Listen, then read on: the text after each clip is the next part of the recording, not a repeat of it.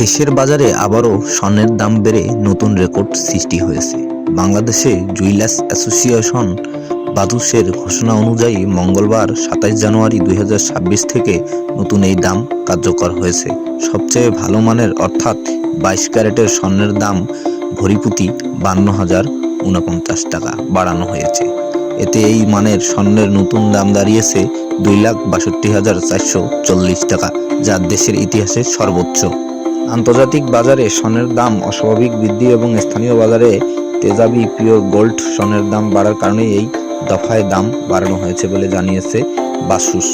২২ carat স্বর্ণের দাম ২,৬২,৪৪০ টাকা, ২১ ক্যারেট ২,৫০,৪৪৮ টাকা, ১৮ ক্যারেট ২,১৪,৭৩৪ টাকা, সনাতন পদ্ধতি ১,৭৬,৫৯৩ টাকা। News desk, Dinajpur media.